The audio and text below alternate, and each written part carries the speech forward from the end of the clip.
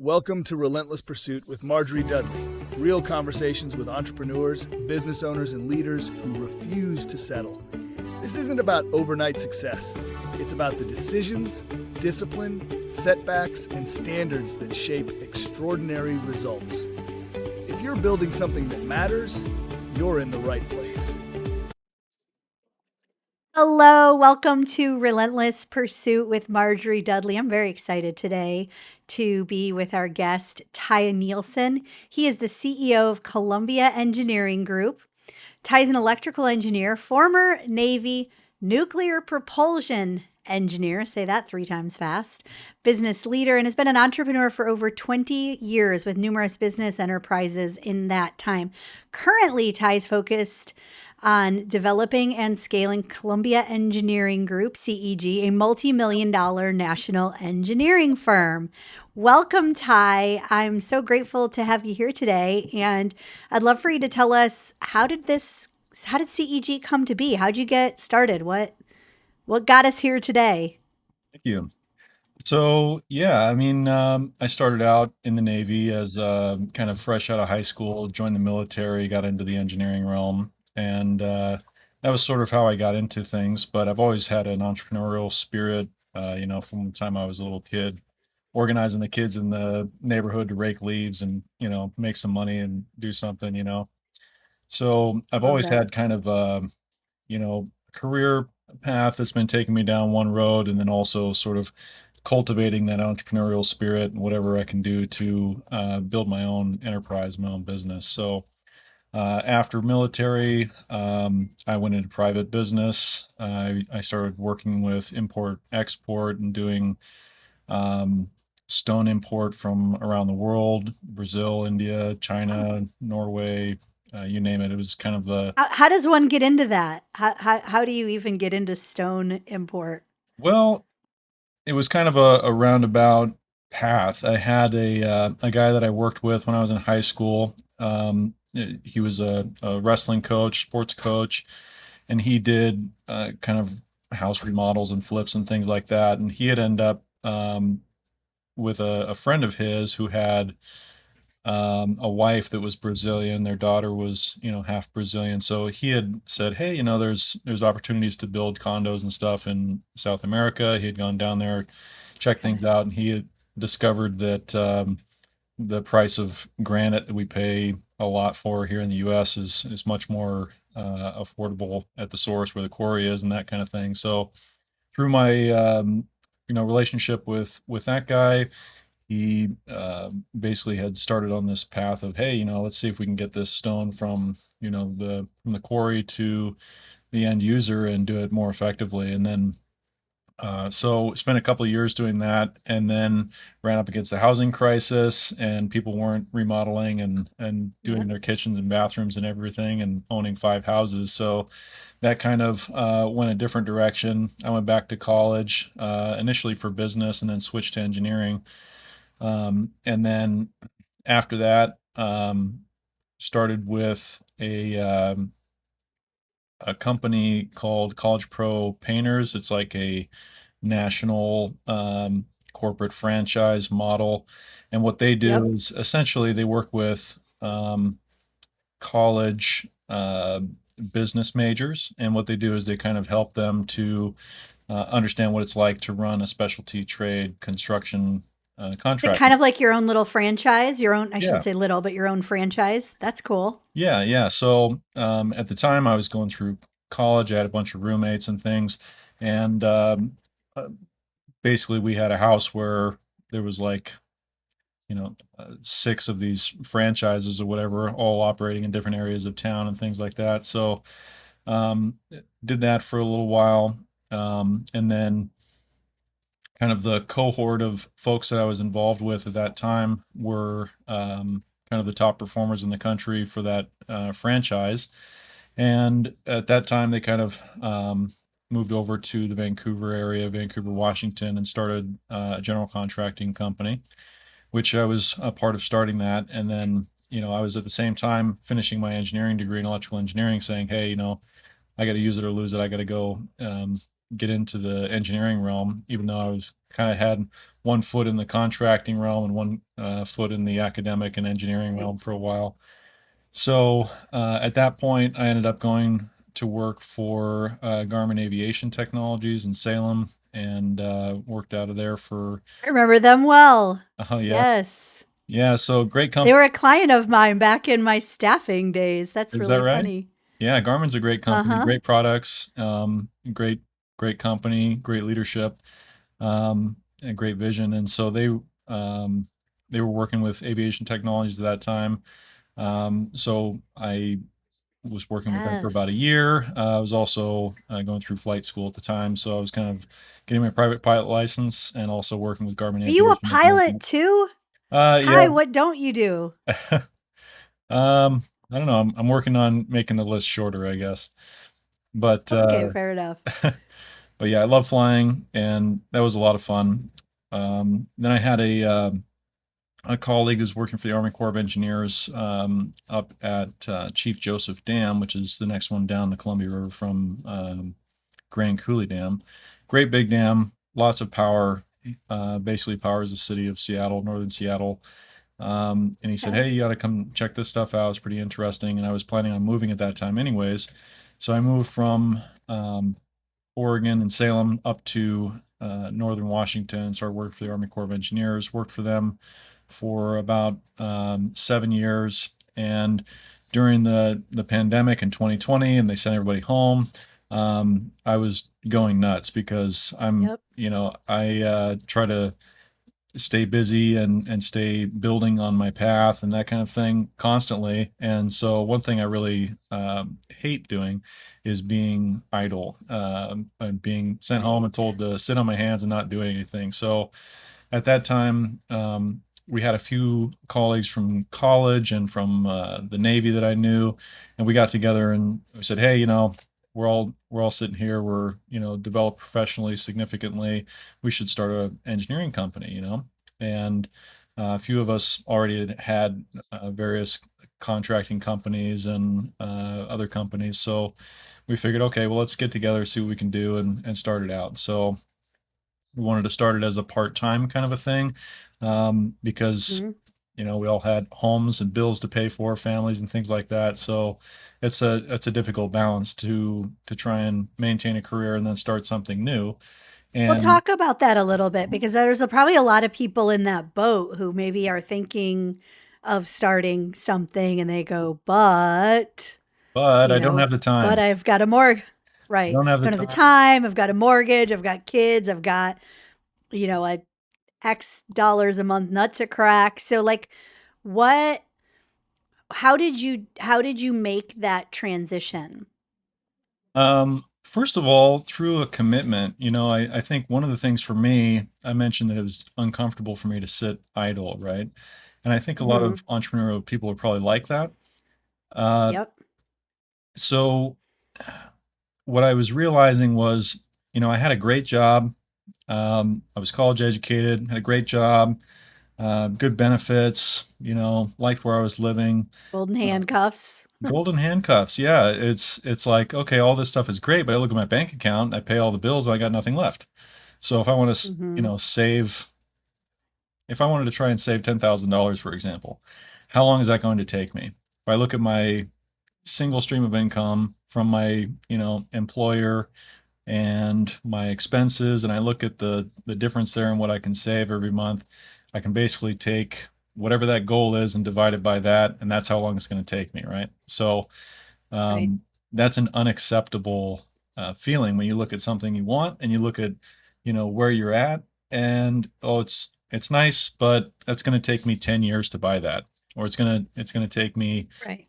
x number of months or whatever, and there's nothing you can do about it to change that. So that's, for me, I hate that feeling of being limited and being controlled by Mm. outside circumstance. So for me, a lot of the motivation for being an entrepreneur is the unwillingness to accept that mediocre comfort, that like, you're good, but you got the golden handcuffs, but you can't do anything else, and don't go too far away.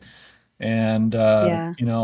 you get, maybe 4-day weeks and 3-day weekends, but you don't have enough money to go and, really do anything extravagant because, you got to be work on Monday and, it's tough. So, for me, it was starting with that discomfort of I don't have full control over my income. I don't have full control over my time. I don't have the Yeah. ability to determine my own destiny at this point. So that's always something that has bothered me and is always something which drove me to do extra, right? And So did you do both for a while or I did you did. actually kind of I did. cold turkey? You did. Okay.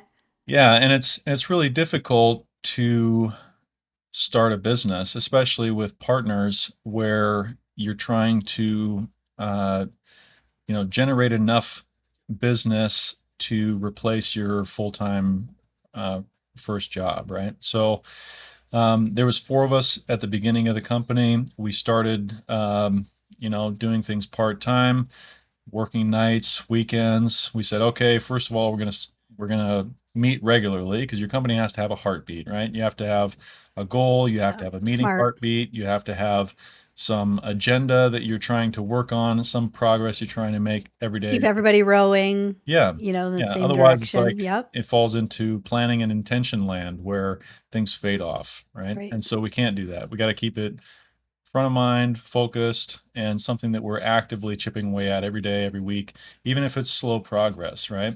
There's a saying about Yeah. the journey of 1,000 miles starts with a single step. And also, Yeah. it doesn't matter how fast or how slow you go towards your goal, but if you don't stop, eventually you'll get there, right? But you can't stop. Yeah. You True. can't stop. And you try and go faster, try and remove the obstacles, try and get to your goal as fast as you can, but don't stop. Because if you stop, Well, I love that. certainly you're never going to get there. Right. Well, I love that you were meeting regularly because I think, there can be death by meeting, but we have to have a unitive direction and we have to be on the same page, particularly if you're going to have partners. But even if it's just you taking that time to get high level every week or every other week to just say, am I moving these critical pieces forward? One of being an engineer, I think anybody in a sort of technical field and even salespeople in technical financial sales, or it can be really easy to be good at the doing the thing, right? Doing the engineering. How did you go about getting clients from those very early stages? Well, a lot of, all the partners in our company were engineers. And so we all had some previous contacts. We had some people we worked with, some people we knew.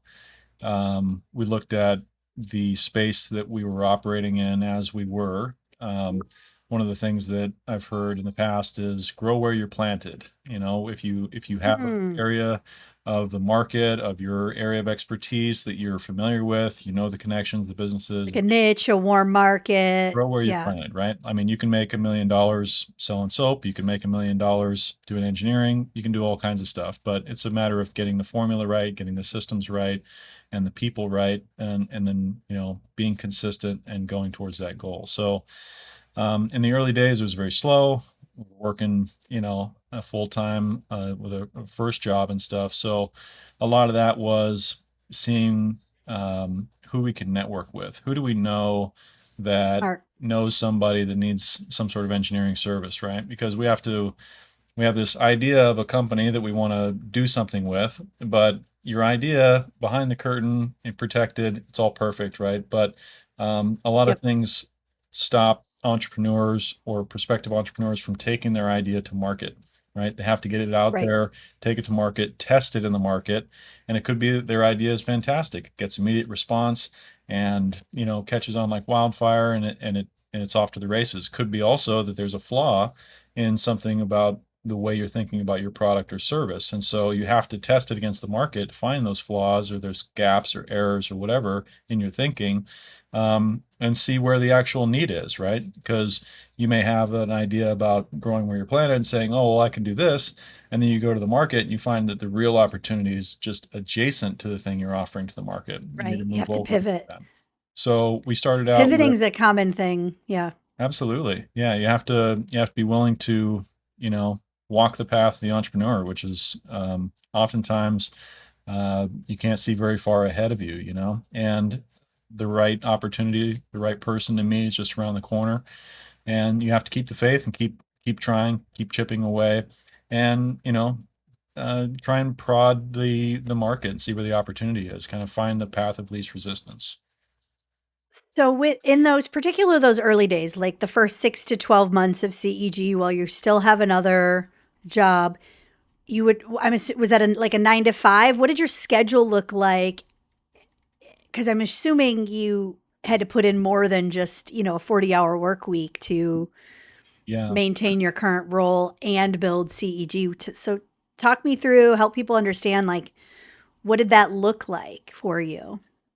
Well, we had at that time 4 partners, and everybody was working their primary job, right? So personally, I was working 4 10s, and then I worked an hour away from where I lived. So I was effectively working like, Mm. I was out of the house for 12 hours a day.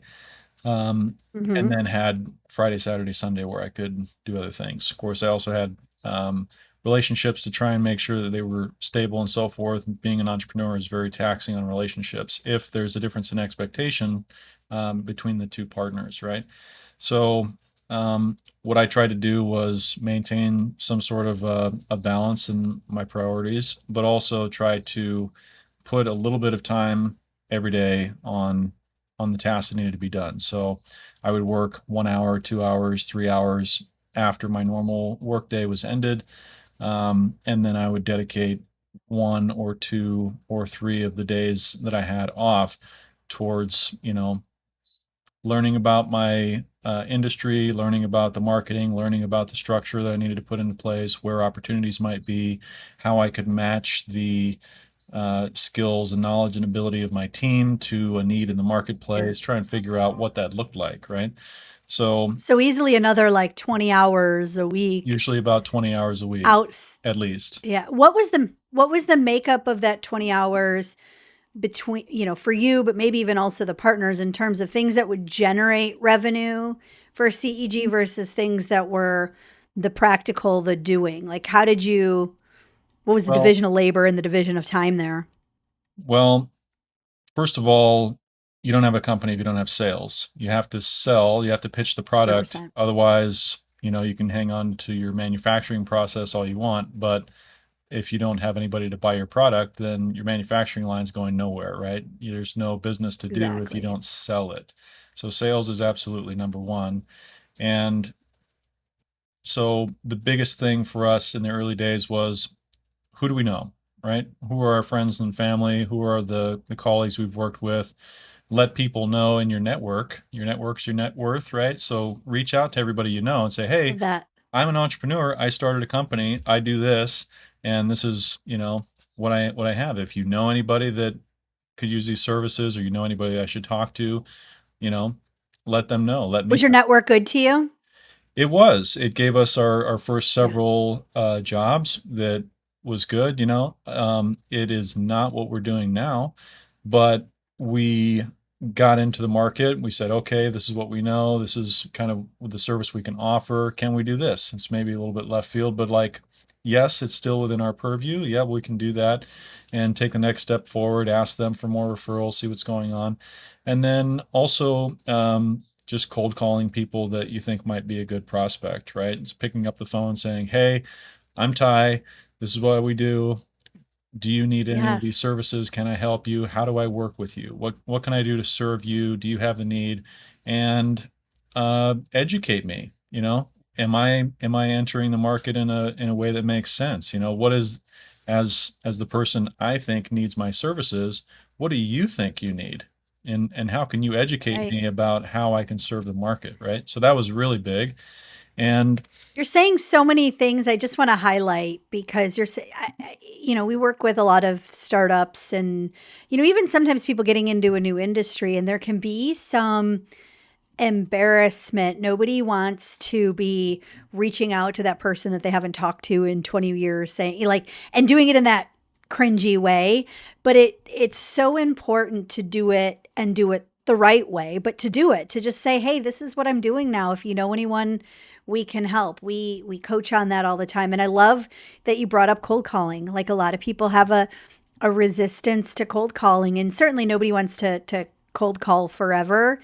But I love that you said, we gotta get out there and we gotta have these conversations and get in front of people and get in front of decision makers, so you weren't afraid to cold call. And then another highlight, asterisk, underscore, is then you said we started asking for referrals. So I really appreciate how intentional as a business owner and a startup you were about the front end driving. Let's just get this in front of people. I really appreciate that.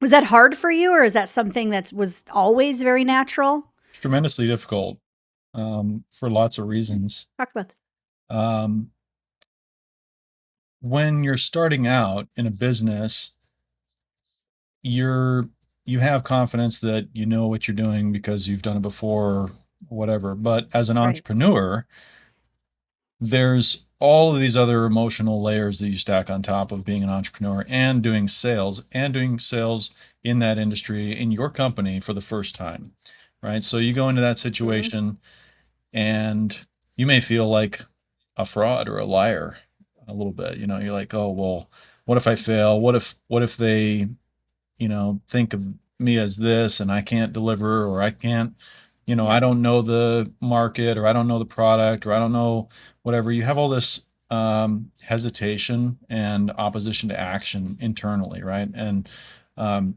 what do they call it? Call reluctance. Um, you All know, reluctance, imposter syndrome. I like your phrasing though, opposition to action. yeah, I but think I'm going to steal that. it's this internal thing that says, well, Totally. I want to do this, but at the same time, you don't give yourself credibility internally.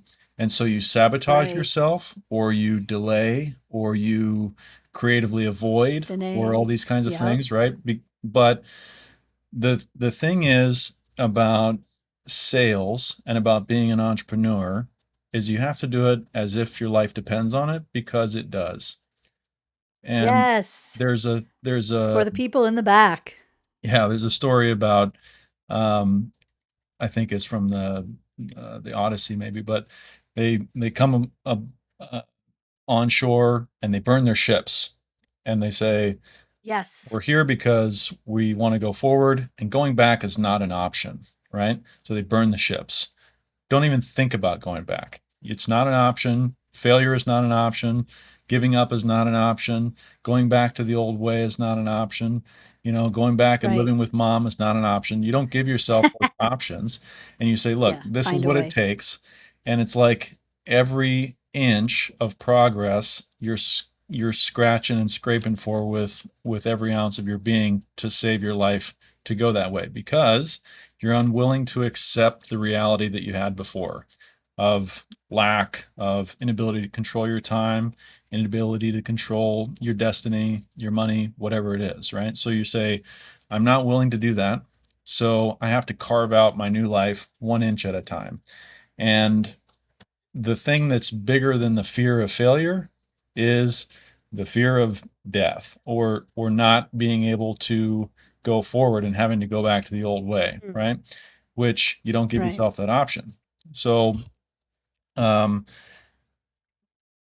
when you basically decide that you're going to do it as if your life depends on it, because that bill is due, that kid is hungry, your husband or wife, your partner is, Mhm. counting on you to come through, and it's like, make it happen, right? So you don't pick up the Yeah. phone and say, hey, do you need this? And they say no, and you put the phone down and say, well, guess this business is a sham, it's not going to work. You say, well, what do you need? Do you know anybody else that needs this service? Am I just calling the wrong person? Who am I talking to? Who do you actually work with? Do they know anything? You you're searching So good. for opportunity, and relentlessly and without shame, without fear or embarrassment. It's just because you're surviving. It's what you absolutely must do without question in order to survive and in order to keep your family and your business afloat. You can't half-ass being an entrepreneur. You can't go into a Right. situation and say, well, I might do sales, or I might build a business. It's a good idea. You have to be fierce about it. You have to say, Yes. I will do these things. I will accomplish it. And you have to have a why that's strong enough, right? Because otherwise you won't overcome that internal opposition to action, that call reluctance. You'll just say, I'll do it tomorrow. I'll do it after How tomorrow. did you come up with your why? Because I think sometimes people know they want to do something, but the why tends to stay shallow. How did you find your why? Well, I think for me, my why is kind of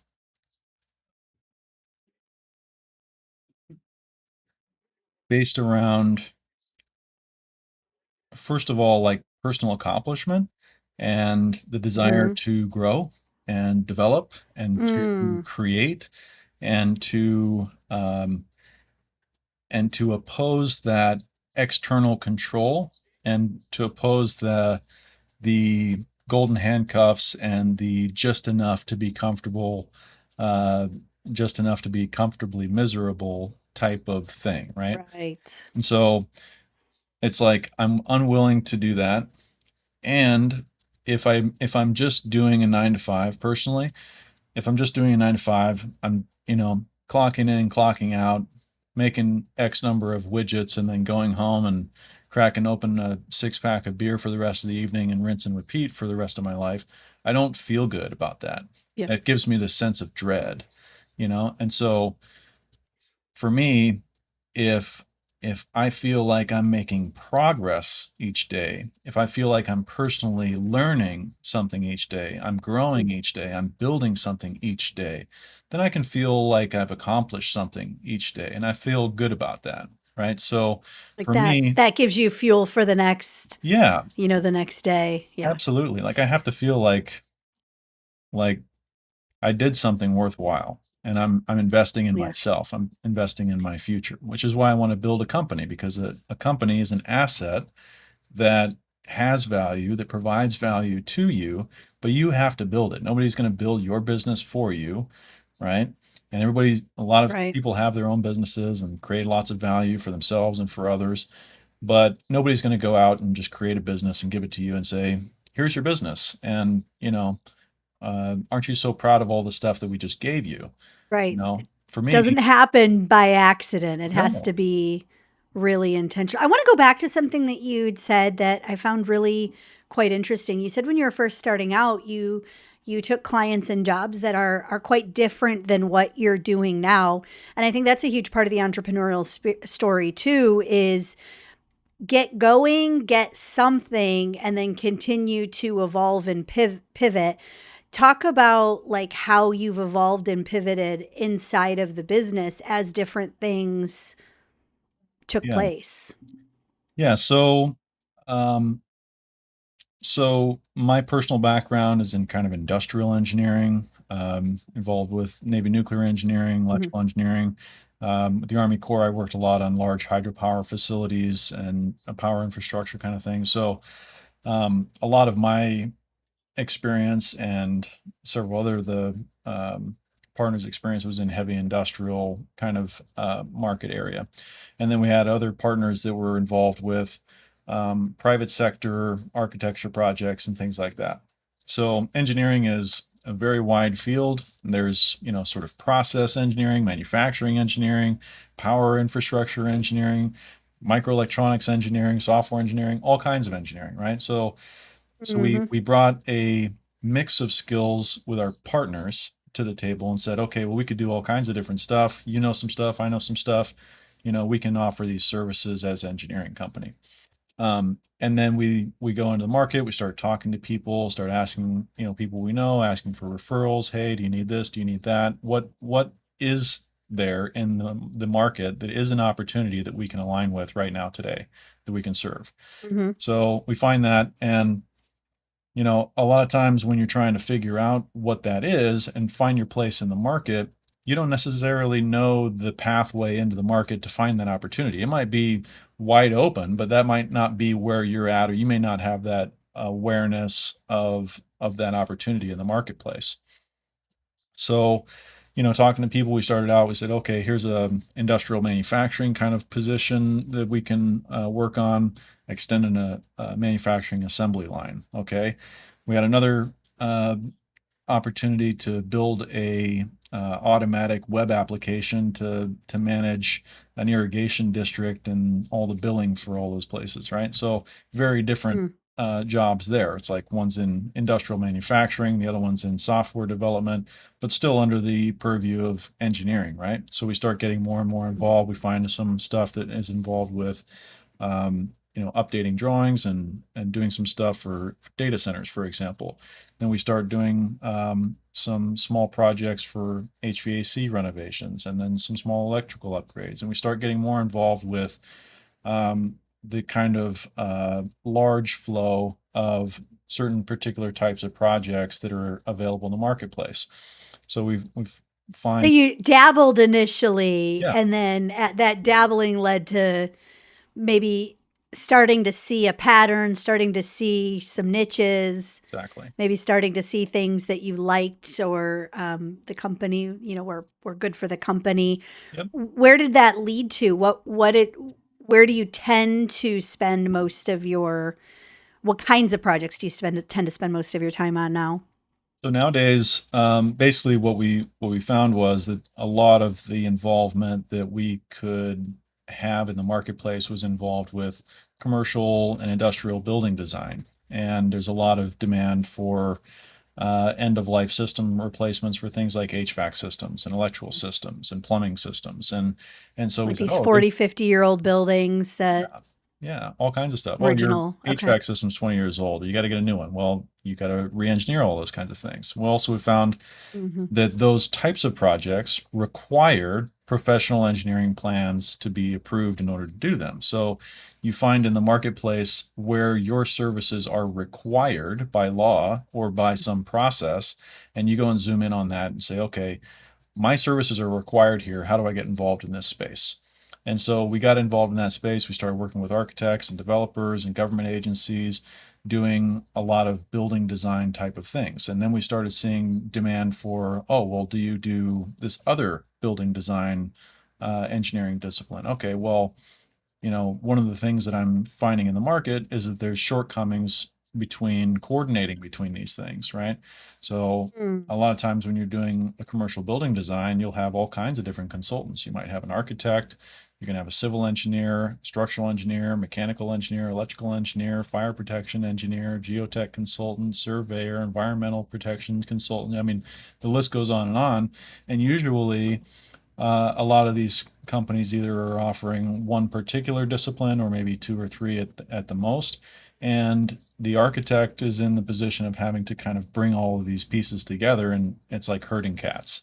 So what we found was talking to a lot of the architects, they said, this is a pain point, that's a pain point, this is a pain point, coordination, making sure that all the specifications are right, the timeline deliverables. We asked our clients, what are you having a problem with? That you need our services. We Yes. know that you need our services. We're here at the table.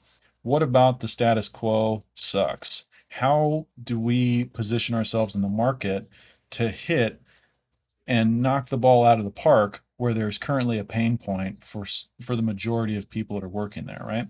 So then we position That's ourselves huge. huge, right? So we got to Yeah, find you the got to opportunity. solve pain. You're not just you. Yeah. Yeah, we got to find the opportunities. So we go in, we say, oh, we're engineers. How do we serve our market? And then we see some opportunity here, some opportunity there.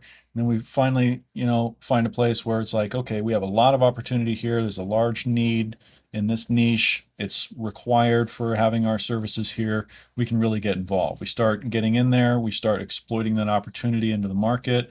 We start to ask questions, right? How do we serve better than the next guy? How do we start operating more efficiently? how do we bring team members onto our team that provide a higher level of quality, expertise, service around the things where we all have already identified that there's market opportunity. Yeah. Then we are bringing together more team members, more proficiency, more knowledge.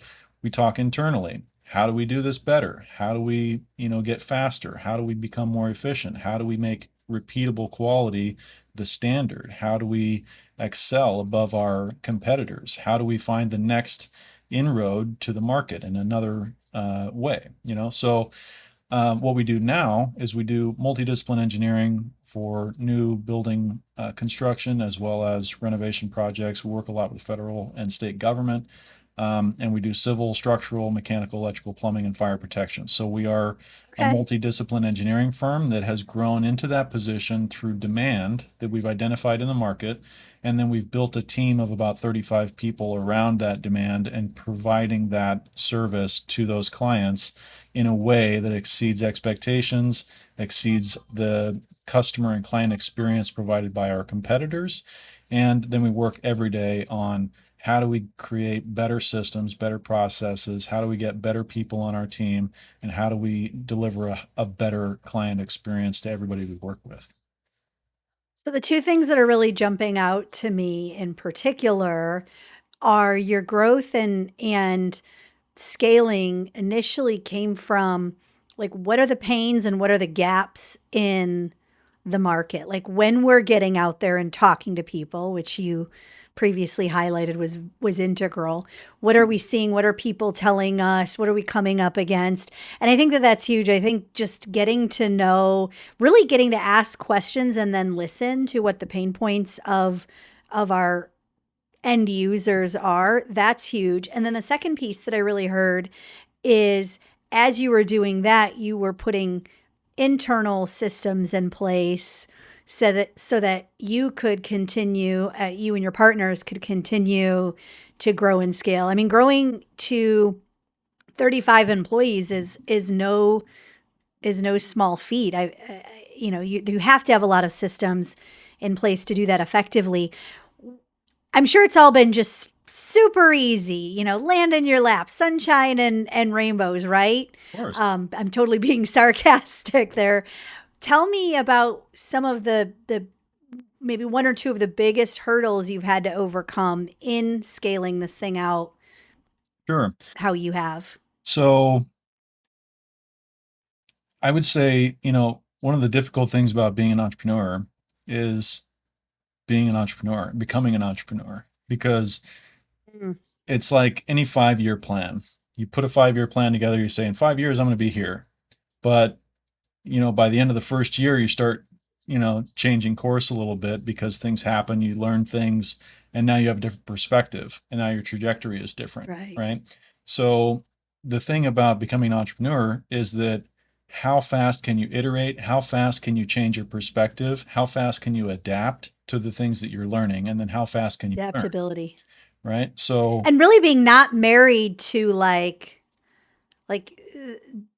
you can sometimes we have to be committed, like burn your boats you were talking about earlier, but you also have to be flexible. able to hold something loosely based on new information, new skills, new learning, whatever the market's telling you need. Yeah. So I think, what you're highlighting is a lot of the dichotomy that comes with becoming owning a business, scaling a business, growing a business, being an entrepreneur is it's always both. It's always both sides of the same coin. It's always a balancing act of, like you said, committing to the course that you're on enough to not flounder while Right. Shiny object syndrome. Yeah. while at the same time being flexible enough to pivot towards a better opportunity, right?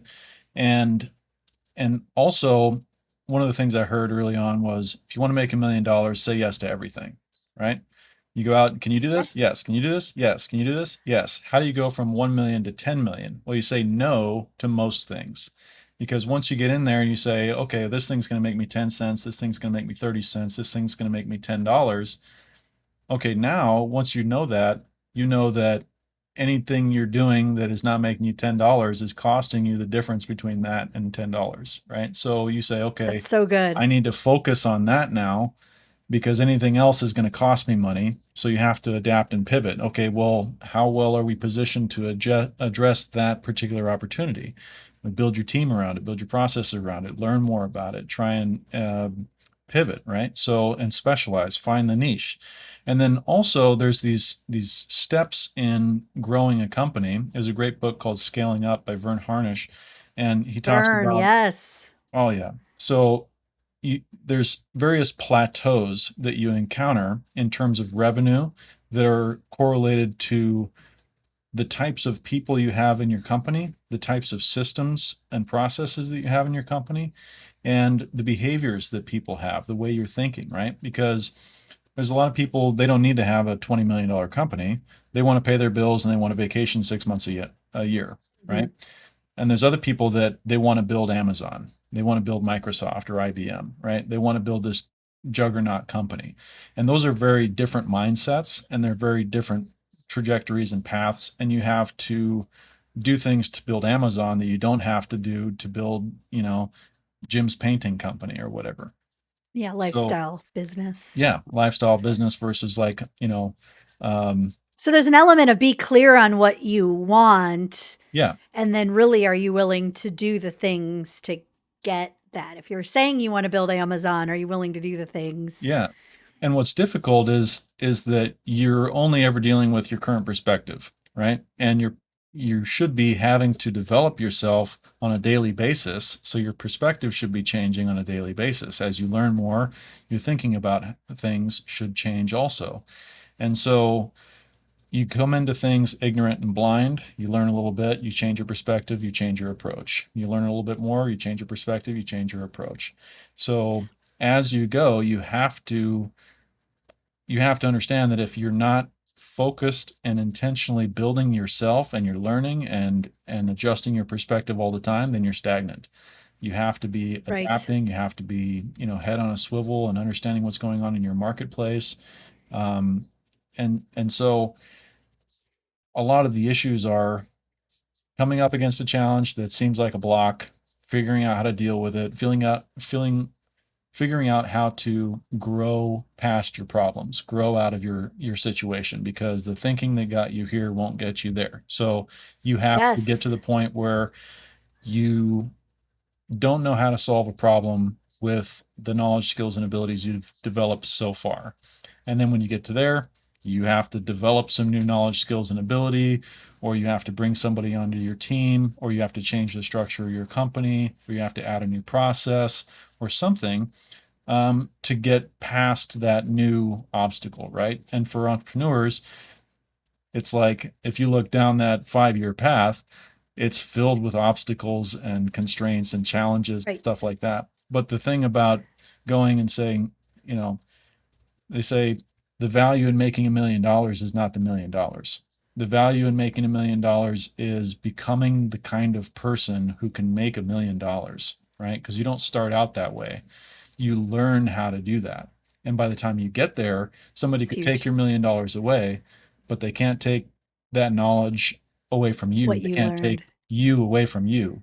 Now you have changed and you are forever different, right? Now you've developed yourself and now you are operating at a different level, right? So that's the brilliant thing about being an entrepreneur, is not about starting a company and paying taxes and getting employees and stuff like that. That's all part of it.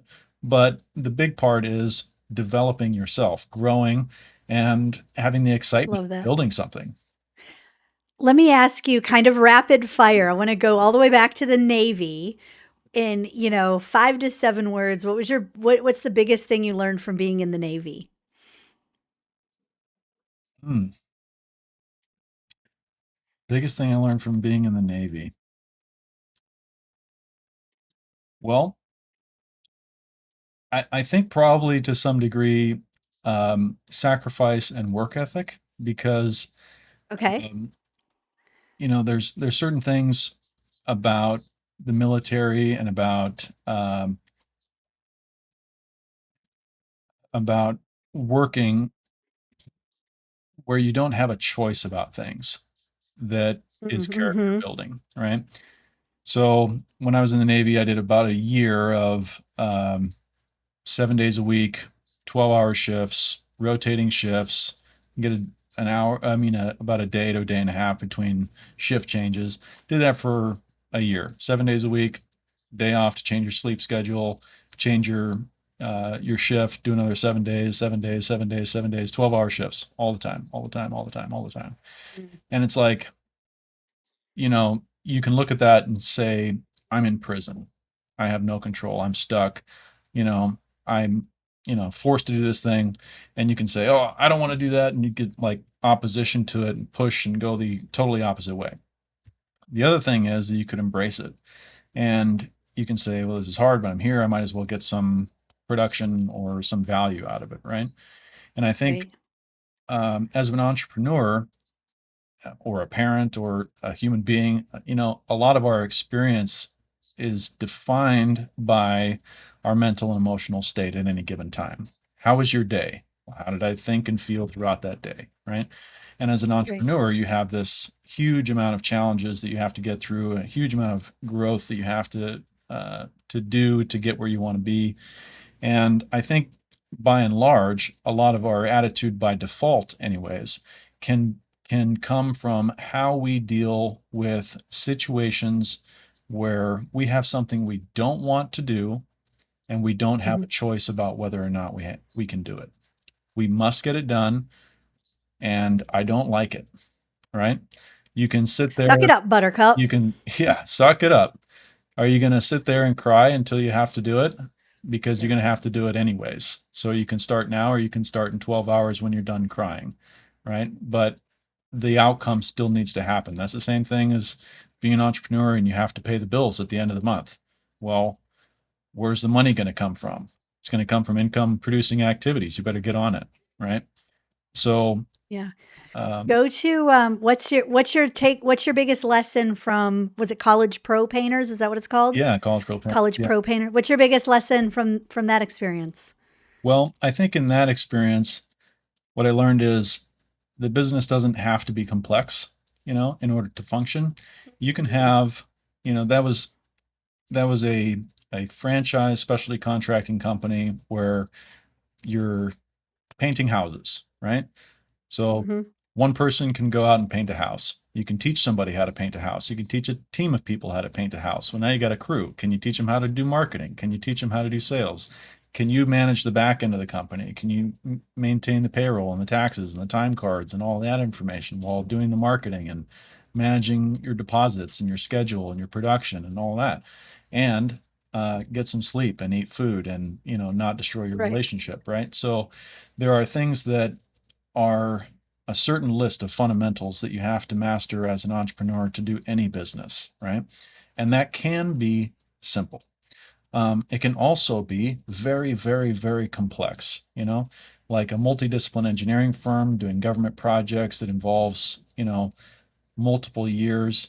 These projects that we work on now, very, very complex. Takes a team of Right. people that have spent a career learning what they do, working very well together in very clearly defined ways to produce very controlled outcomes that are compliant with laundry lists of codes and laws and regulations for safety and for functionality and things like that. So, or you can sell gum or books door to door or Right. anything, You coaching. can be successful keeping it simple, though. I mean, I think Absolutely. that that's Absolutely. You don't. it doesn't always have to be Right. You complex. don't have to build Amazon.com. You just need to pay the bills Right. and, figure out what's going to take you in the direction you wanting to go. What's one quick takeaway from your time at Garmin?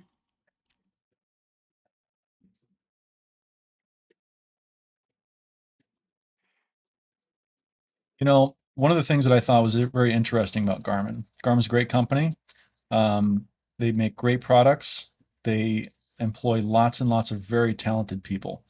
But one of the things that I experienced there was kind of a lack of um, systems, direction, training, and accountability. And so I bumped into somebody and they said, "Oh yeah, did you say here's such they got fired, right?" I said, "Yeah, what that's interesting. What happened?" Well, they got hired and then like nobody mentored them or told them what they were supposed to do or trained them on what they were supposed to do or checked in on them. So they were just employed with the company for a couple months until somebody figured out that they hadn't done anything for the whole time that they've been employed. And then they said, okay, Yeah. well, you're fired. Now, So the importance really of building those systems as you grow, maybe not outgrowing, not growing faster than your skis, so that, not getting over your skis, so that you can really, yeah, make sure people have what it takes to be successful. They have the tools to be successful. yes. And none of this stuff just happens. Like nothing just happens. As an entrepreneur, it's up to you. If it is to be, it is up to me. Like you got to go do it. And Right. if you can't expect people to do things that you haven't told them to do or put systems in place that ensure that it gets done.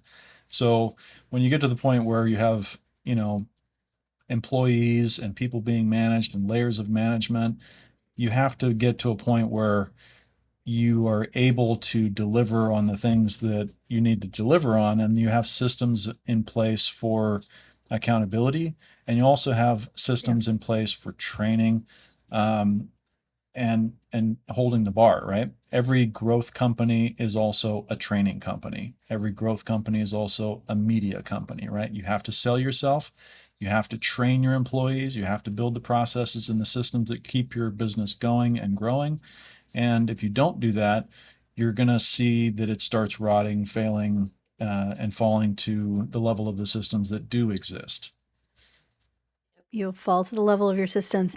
Real quick, because we're almost at time. What was one takeaway from Army Corps of Engineers? Something you learned there that you've taken into CEG, or that helped form you into the leader you are now at CEG? Well, I'd also like to say Army Corps of Engineers is a fantastic organization. It's, I think, the largest engineering organization in the world. They take care of keeping the lights on for a lot of America and keep floodwaters out of people's front yards and things like that. So, first of all, thank you to the Army Corps of Engineers. Second, it's a governmental organization. There's a lot of issues in terms of people.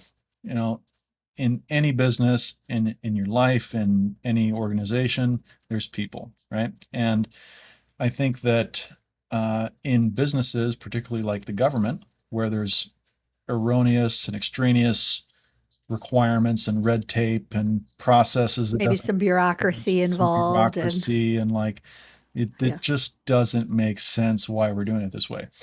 When you have those kinds of inefficiencies or impracticalities that just don't make sense that are part of the business, you start losing buy-in from the people that work for you, right? So then people say, well, mm, I'm not going to do this as fast as I can because there's no reward for doing it as fast as I can. Or, gotcha. this person, doesn't listen to what I have to say, so I'm going to do the bare minimum, or, what have you. There's a lot of people problems. There's a lot of, with large organizations, there's a lot of management issues among people. And I think that in the government, you may be able to tolerate that, but in a private company, when you have a lack of cohesion and teamwork and unity among your team and among your people, you have Hmm. resentment, or you have people that are unwilling to work together, or personal gripes. It's acid for the company. It just destroys it, and you can't tolerate that. You really have to have a team that's based around a common creed that is really working for each other. Every member of the team is is the customer of your desk, right? And that's true for Internal customers. Yeah, right. that's a good point. Yeah. So Well, uh, thank you. We'll end on this. I want to just say, before we sign off, I want to say thank you, but I want to ask you one final question, which is, Ty, what has you optimistic or hopeful about the future? well, something I know as an entrepreneur in my own personal life is that you know walking the path of an entrepreneur is based on change and advancement and growth and opportunity. and what we do with all that and how we manage all that. This is the most amazing time in our known history to be alive, and change is happening so rapidly right now because of technology that there's a river of change in every industry. There's a river of opportunity in every industry. There's a big shakeup right now, and technology, people, connection globally, internet. There's just so much opportunity right now for new industries, new products, new businesses, new ways of connecting, new ways of serving, new ways of entering the market, new ways of marketing and doing sales and finding help. I mean, right now you can get virtual assistants, you can use Upwork, you can get fractional employees, you can do all kinds of things that you wouldn't have been able to do 30, 40, 50 years ago that can enable Right. you to be a successful entrepreneur part-time while you're getting your business started or whatever. You can use somebody an hour a week, 2 hours a week, 5 hours a week. You can hire a part-time bookkeeper. You can hire a virtual assistant. You can hire developers and programmers. So there's a wide open market for all kinds of new innovations and inventions and services and products. And what I've learned overall is that it doesn't matter what you sell. You're selling yourself, and there's something that you know that nobody else knows. That's a fact. That's a great point to end on. No matter what you're doing, you're selling yourself. Well, Ty Nielsen, Columbia Engineering Group, thank you so much for being here today. Where can people find you and CEG if they have questions Yeah, you can check us about out if you can help online, them? www.cegiusa.com. That's like Columbia Engineering Group Incorporated, USA.com. We're based out of Vancouver, Washington. We operate all across the United States, but primarily we operate in the Pacific Northwest here. So you can check us out. You can also give me a call, 509-209-4496. And thank you so much for having me on your podcast, Marjorie. It's been a pleasure to meet with you today. Absolutely. And You built something incredible. It was so great to talk with you. all right, thanks much. Take care. Thank you for listening to Relentless Pursuit with Marjorie Dudley. If you want to build discipline, resilience, and results in your own work, that's what I help leaders and entrepreneurs do through coaching, speaking, and training. If today's conversation got you thinking about how you'd like to show up, you can find me through the links in the show notes. Until next time, stay relentless.